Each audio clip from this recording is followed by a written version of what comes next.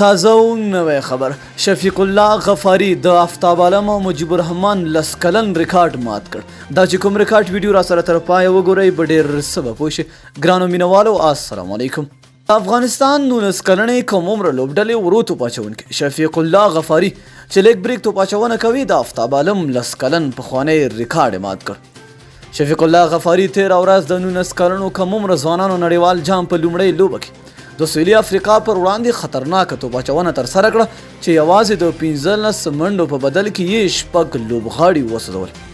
چې دا په 19 کلنو کم عمره ځوانانو کې د افغانستان لپاره تر ټولو ښه توپاچونه وه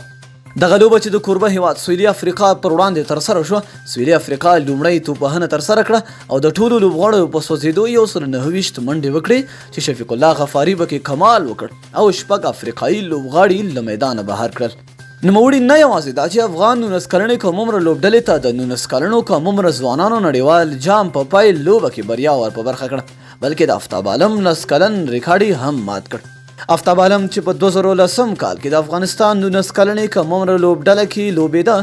د پنځه لوبډلې پر وړاندې د 33 منډو په بدل کې شپږ لوبغاړي وسوځول چې هغه مهال دا د یو افغان توپاچونکي له لوري تر ټولو غوره توپاچونه وه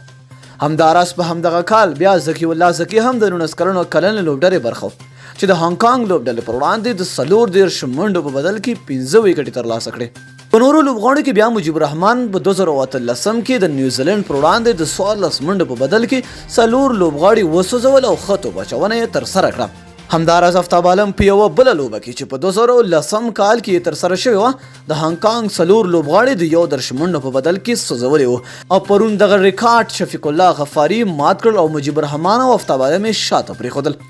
افغانستان چې د 19 کلنو کم عمره ځوانانو نړیوال جام په ډي ګروپ کې قرار لري د کوربه هیواد سویلي افریقا په ګډون له کاناډا او متحده عربي اماراتو سره به لوبېږي چې خپله لومړۍ لوبه کې په 7 ویکټو بریا خپله کړه او خپله دویمه لوبه به د جنورۍ په 22مه نیټه د متحده عربي اماراتو سره ترسره کړي نو مینه او مننه چې ویډیو مو راسره ولیدله تر بیا او بلې ویډیو د الله په امان په دعاګانو کې مې یاد ساتئ